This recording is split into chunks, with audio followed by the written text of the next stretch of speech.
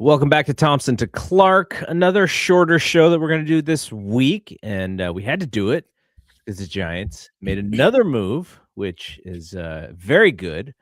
But yeah, we're not going to live stream, just going to be a shorter show. We wanted to get some content out there because we have to support the Giants making moves, man. I know. Finally. No matter how small they are, no matter how large they are, we're going to be here for it. Harrison Bader last week, which we talked about. So he shores up the outfield, especially defensively. And we're hopeful that his bat is at least as good as it was last year. And then on the flip side, where you have like the very defensive minded outfielder, you have a very offensive minded second baseman who is not as defensive focused or defensive minded. But part of the reason, at least according to the reports that I've read, why Luis Arraez took a 1-year deal to come play for the Giants was because they were going to give him a spot and they were going to give him an opportunity to play second base, whereas other teams were more so looking at him as like maybe a DH. The Padres played him at last year. So what do you think? We got someone who makes contact, doesn't strike out. He's going to hit into some double plays. He's not going to walk very much.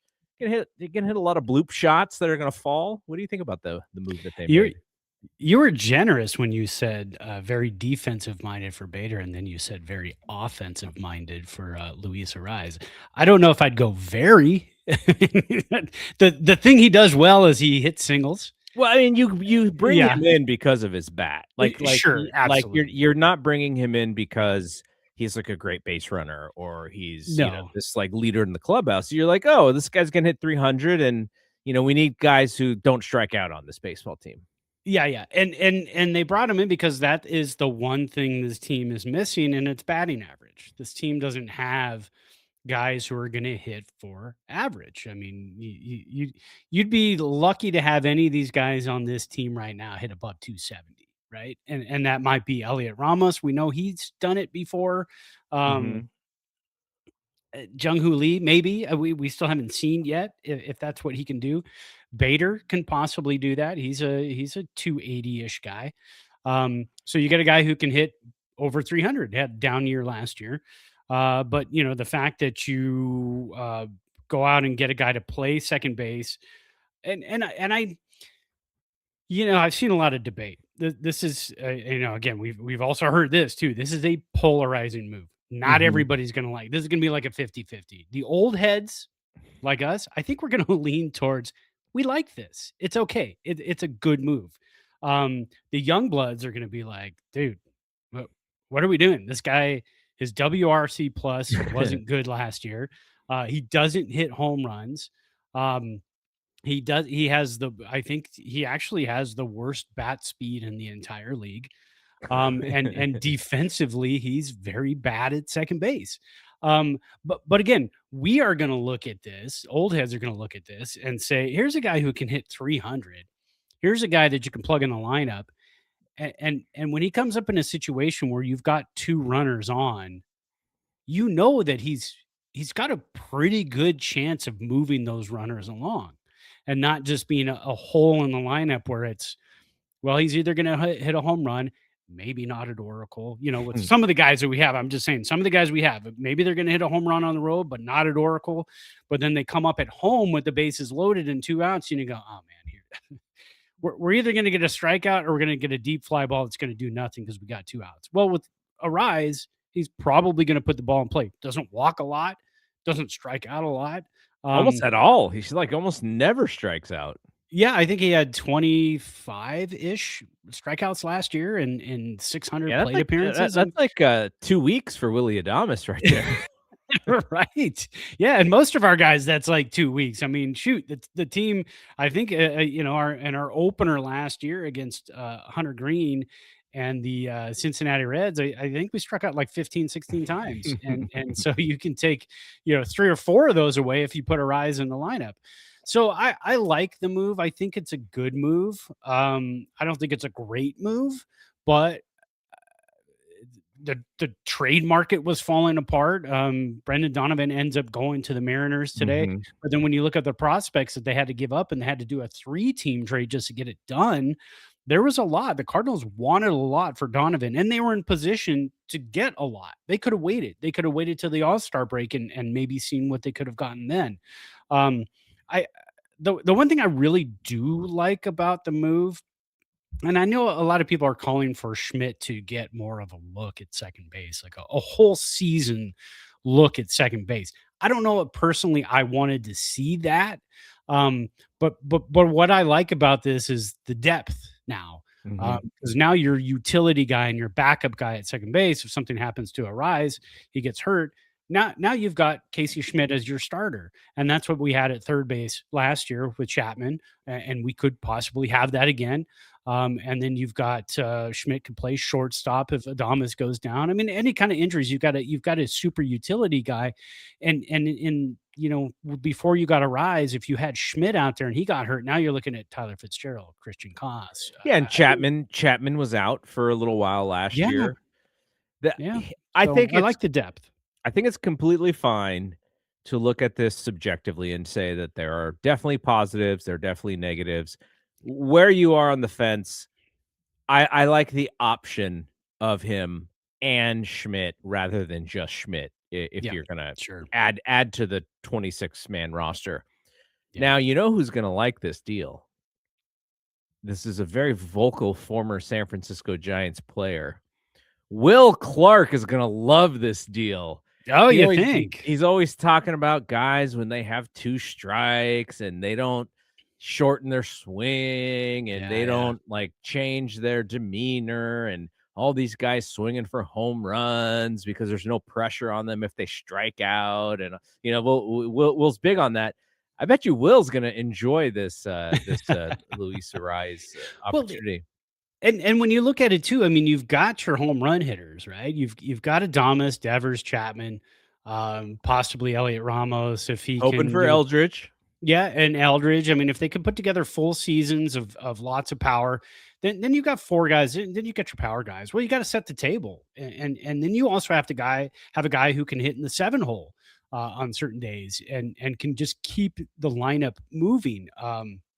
Because we know with the starting rotation, it's going to be a little bit of tough. I think we're going to have to score runs, and I think Buster saw that. And it's not like this guy's a run driving machine, but he gets on base, and if he's on base and other guys get on base, things happen, and I think that's kind of what baseball's all about. And I think he's gonna get on base if he hits over 315 around there, then he'll get on base yeah, because yeah, this doesn't walk, but he's not a walk guy. Yeah, if he's in the 270 range, which I don't think he'll be because historically he's not gonna really get on base as much as you would think, but if he hits, for what his career average would be, I think he's gonna be a nice table setter. They're probably gonna have to hit him leadoff is my guess, first or yeah, second.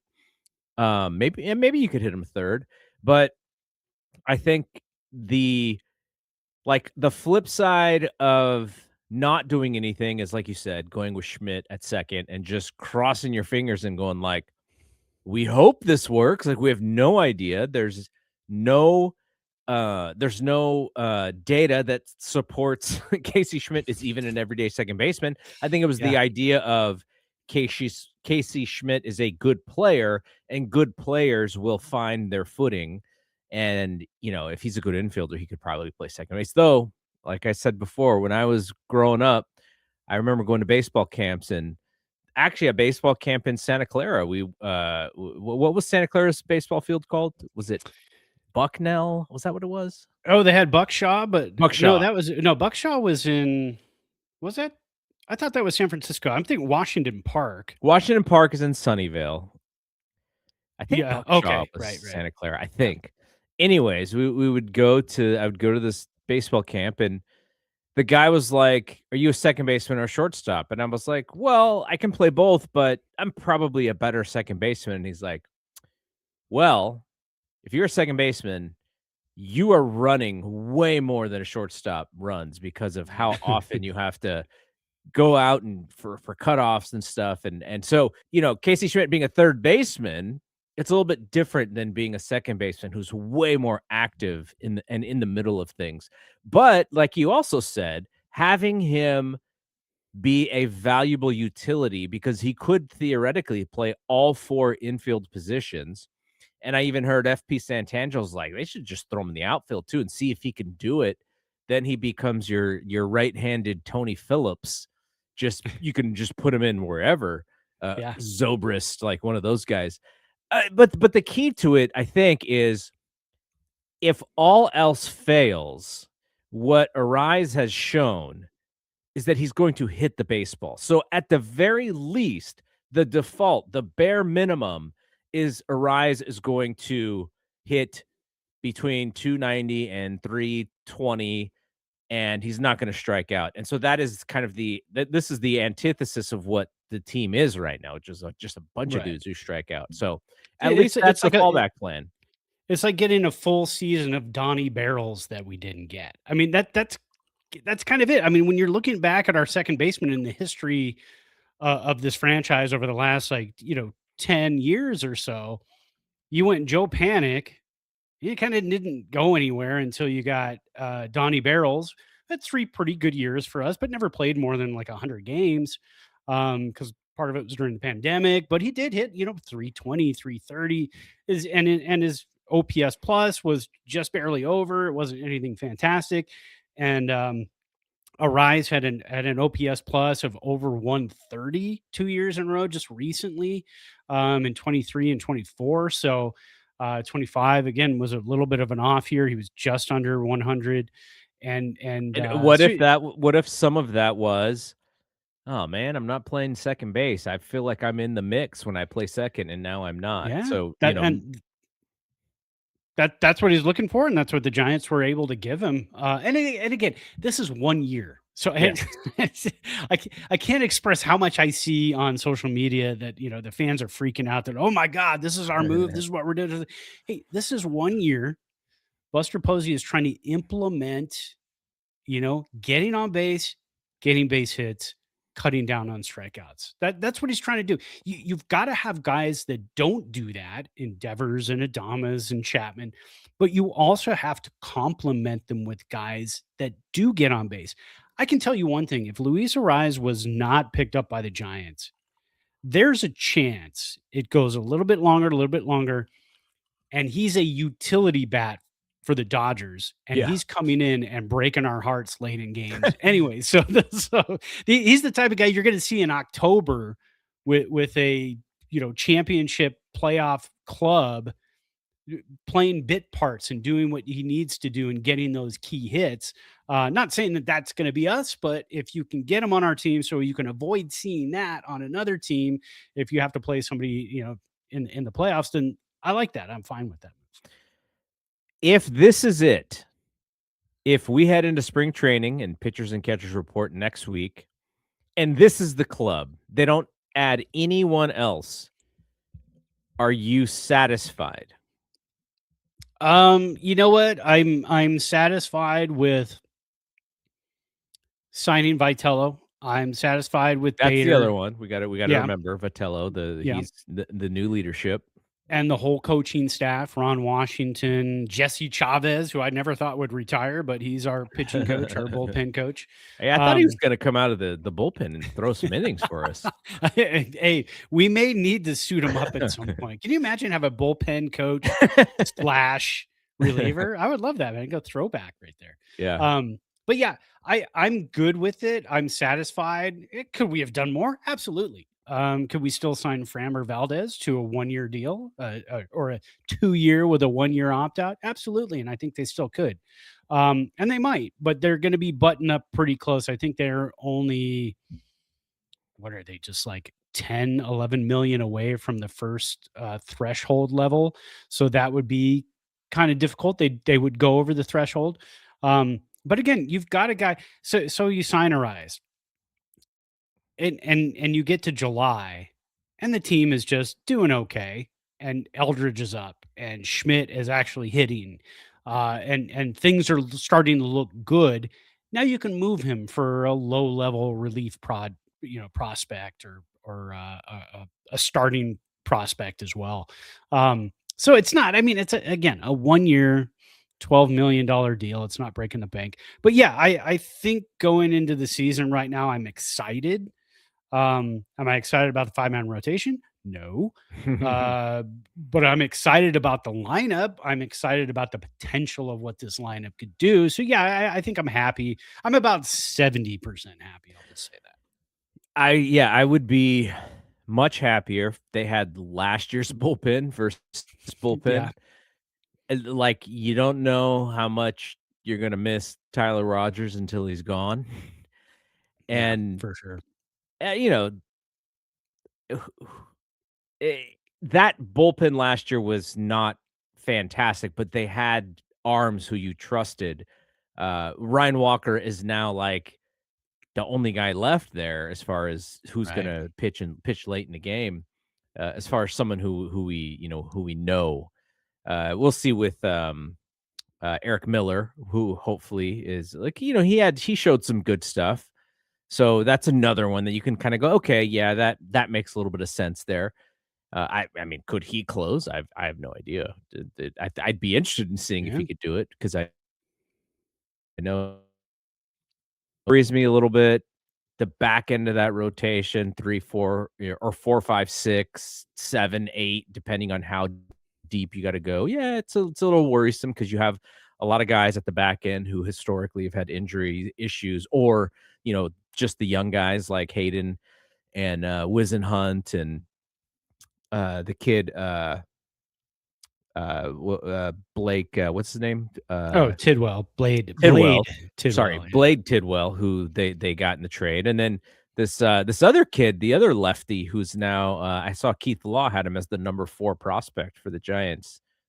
What's his name? Jacob. I forgot what his name. He's a left. I think he's a left-handed pitcher.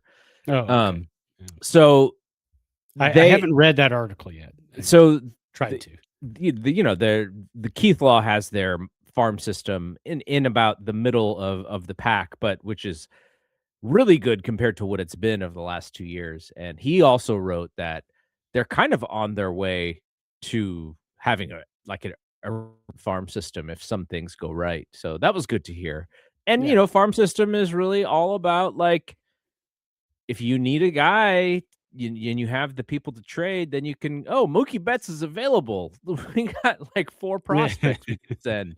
Which the Giants, whenever those guys are available, the Giants never have those prospects to send out there.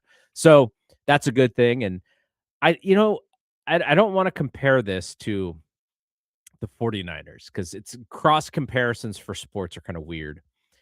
But I'm watching this documentary on AMC, and Rod and I will talk about this after the Super Bowl on Sunday. We Want Winners will be up after the Super Bowl. Tom Brady put together this documentary series on AMC about the 49ers. And Bill Walsh, so the Niners win the Super Bowl in 84. In 85, they get crushed. Actually, no, they don't actually get crushed. The New York Giants beat them, but that's the Chicago Bears Super Bowl shuffle year. Yeah. It's the next season where they get crushed. And they get crushed by the Giants like 49-3. Giants go on to win the Super Bowl. And Bill Walsh was kind of rebuilding his roster, knowing that his guys were maybe a little bit on the older end, and he needed to bring in new folks. And I kind of thought about it from the perspective of Buster Posey because he inherited a Farhan Zaidi team. I have to imagine those guys did not see eye to eye in how to build a baseball team and the types of players that you wanted to have on your baseball team. Buster does like a Matt Chapman. Like, even though Chapman is a high strikeout guy, the fact that he's a Gold Glover at third base, the fact that he can put the baseball over the fence, the fact that he's going to show up and he's going to play as many games as he does, I'm sure is very high on the Buster scale. And so now, this is year 2 of rebuilding this roster. If he thinks like, okay, I have this 3-year deal that I signed, even though I am also an owner, so I'm kind of my own boss here. I wonder if he thought it was like, okay, it's going to take a few years here to get rid of the Farhaniness of this team and create this team in my own vision.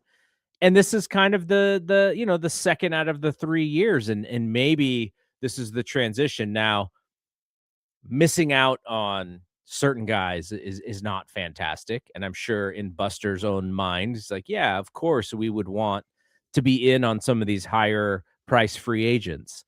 It hasn't happened that way, so you go and get your Devers, and maybe there's another move coming this summer when the Giants are in the mix, right? When the Giants Yeah, are, yeah. in the wild card mix, and you're looking at who's out there, and it's like, oh, Buster showed last he's willing to make trades to improve this baseball team since they're having trouble getting these free agents. So I want to be open minded about what this team is at the beginning of spring training versus what they might be in the middle of the season. But also, we were talking about this last year. The Giants are an 81-81 team until they prove to us that they are not, right? Right. So Yeah, yeah. no matter where they sit in the standings when it comes to the end of the season, I'm going to think that they are just an average baseball team until they finally prove that they are not. And this would be a great year for Buster Ball to be 85 wins, to be 87 wins, to actually show that near the end of the season, you're actually building upon and winning late in the season instead of folding and going back to the median to just 81-81. So Yeah, yeah. I'm open minded, but at the same time, I'm very reserved. I'm like, okay, I like it. I like some of this stuff, but I'm still a little weary. I'm protecting myself for the heartbreak. So that's where I stand. Yeah, I'm with you on that, and I went into this Buster regime about halfway through the season once the relievers were traded and excuse me, guys were picked up from other teams, got some prospects back. I was fully on board with the fact that okay, this is a farm rebuild. It's not a major league team rebuild, but it's a farm rebuild, and they're going to try to boost this farm up as much as they can because it's envious to see Dodgers, the Dodgers farm club that's always up there. Um, and anytime they need a player to fill a roster hole as they're heading into the end of July, they're able to trade prospects because they always have prospects. They have that depth, and they're always Yep. grabbing more. And so to rebuild the farm, I think is really important. You can't rebuild the farm if you're constantly trading farm pieces. The few that you do have for guys like Brendan Donovan for 2 years, Nico Horner for 1 year. You're just not going to build it, and that's the reality. And I'm fine with that. When you see it from the outside as that, then maybe it's more acceptable. Because they are still trying to compete at the big league level as well. You don't go out and trade for Rafi Devers. I mean, if the Giants had to give up, if Buster had to give up Bryce Eldridge, we already know Devers is not here. If that was the case, they had to give up Jordan Hicks, Tibbs the third, Right. and Kyle Harrison. And Harrison's the only one left in Boston, and the other two guys are gone. They've moved on for Boston. Tibbs almost immediately was when he was Yeah, where traded did to the he Dodgers. go? Oh, It was right, that's right, that's right, to the yeah, he Dodgers. was traded to the Dodgers in a move. And I can't remember who that was for, but then Jordan Hicks was just traded, I think yesterday or this morning, to the White Sox. And so again, if Buster had to trade the farm to get Rafi Devers, I don't think it happens. The fact that he said, you know what, we could take on that contract. We don't have to lose the farm and we can still rebuild the farm. And we have a superstar now and we could put people in the seats at the same time we're building the farm. Let's do that. And so that was a great move. That's a very savvy move if you're just trying to build a farm, but also not lose the gate at the same time. And Mhm. and I think that's important for San Francisco and for this ballpark that you see behind me. You want to fill it. It's a great place to be. It's a better place to be when the team is winning, and I think they're going to get back there.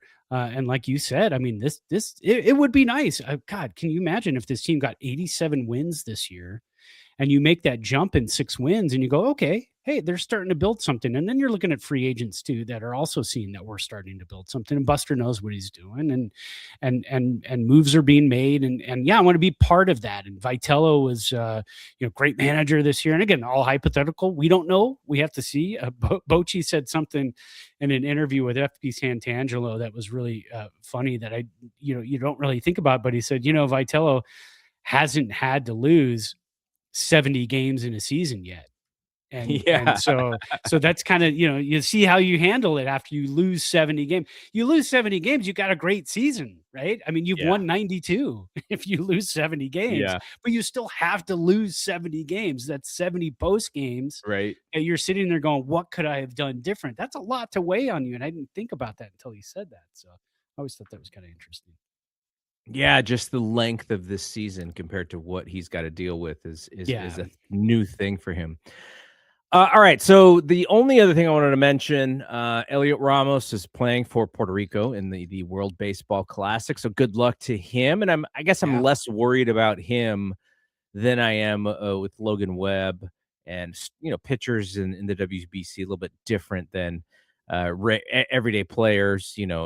Elliot will get some really good competitive ABs very early on, and by the time he gets to the end of spring training and the Giants facing the Yankees on opening night, he should be ready because he's going to be seeing everybody's best stuff coming out of the WBC.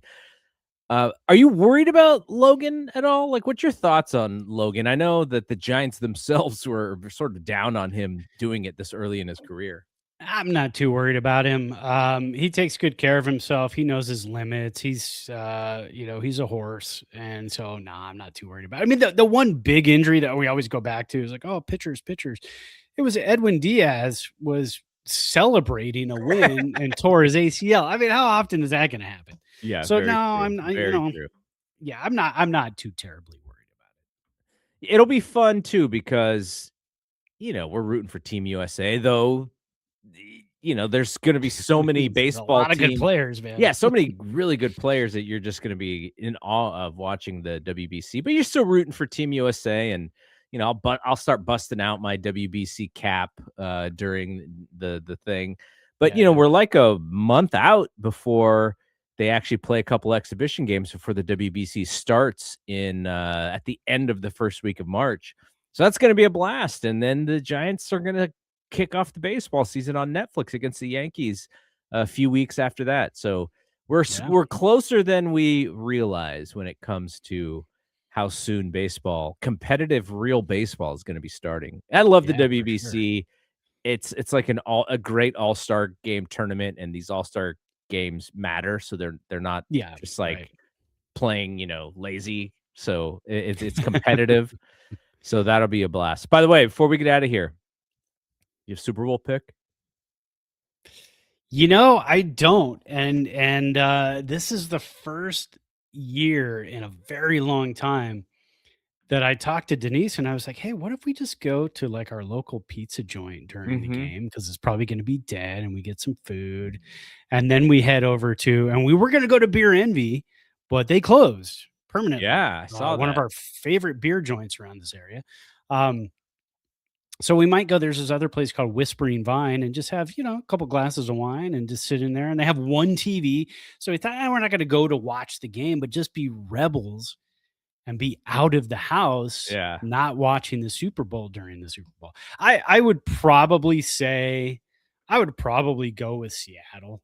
I mean, I I don't know if New England has what it's take what it takes to hang with that team. You and I have seen. Oh, I mean, the Rams have seen them 3 times this year. You guys have seen them 3 times this year.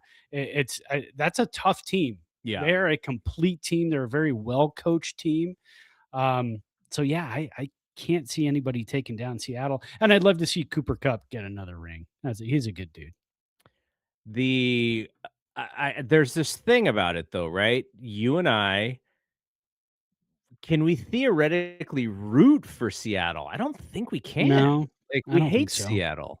I mean, I hate can root sports. for Cooper Cup. Yeah, we sports hate Seattle. This isn't real hate. It's your Yeah, yeah, yeah. favorite Yeah, team exactly. and that whole thing. Um, Well, it's the team that beat us in the playoffs. Yeah, It's the team that beat yes, both of our both teams of in the us. playoffs. So we don't want Both of our teams, those jerks. But at the same time, I kind of feel like, this Pats team is so like, how did they get so lucky to be there? They're not that Well, and I didn't when I watched them, I was like, they're not that good, but they're there. do you So, do you think Vrabel learned some quote unquote tricks from Belichick, and I'm that's how they're sure. winning? I mean, I get well, it does remind, and now this is a little probably not so fun for you to think about, but doesn't it Yeah. remind you of that Tom Brady team that beat Yes. the Rams? That beat the St. Louis Rams and the Los Angeles Rams. I mean, that's, Yeah. our 2 Super Bowl losses in the last, 25 years or whatever it was. That's the team. That's Tom Brady. Yeah, those are the only time they lost in the Super Bowl. So, yeah, it was frustrating. That's why I really wanted a rematch this year. I really wanted to go. I know it's not the same team, but McVay beating New England in the Super Bowl would have Mhm. been, just kind of a nice redemption, because he went into his first one so wide-eyed, only scored 3 points, and just had such a tough time because he was overwhelmed by the whole situation. But this would have been his third Super Bowl, so going into it a little more relaxed and a little more, okay, here we go. But it was not to be. But yeah, I don't know. That's what I'm saying. I can't really root for either of these teams, so Yeah. that's why I'm rooting for pizza and wine. Right? I'm I with don't. you. I'm with you. It sounds amazing. I Yeah, think that might have to be the play. Just yeah. pizza and yeah, all right. I'm hoping places are dead. That's why I'm hoping like, oh, we can leave here like around 4, record because I want to see Bad Bunny. Yeah. And then go, go have some food and some drinks and come back and watch a little Bad Bunny. All right. All right. We'll be back. We'll see about next week. If the Giants do something, we'll try and do another short show. Pitchers and catchers reporting is nice, but nothing really happens. So maybe the following week, for sure, 100% when everybody reports, we may do a show then. But we're almost close to the point of where we're going to be back weekly, so that'll be Yeah. fun. We'll take the time as we have it to kind of gear up and get ready for the season. But again, if something happens, if all of a sudden, like Brad said, the Giants sign Framber Valdez, and in order to stay under that cap, or it's technically not a cap, but they stay under that tax limit, they may have to ship out a couple guys. We may see like Luis Matos and other guys traded, though. Yeah. Luis Matos doesn't make a lot of money, so I'm trying to think of who they would have. No, I don't think there's anybody we can move. That's the problem. Yeah. So they would have to go over that first cap number, that first tax number or whatever to do it. So, Yeah. All right, that is it from here for Brad. I'm Double G. We will see you when we see you. Peace out. Peace.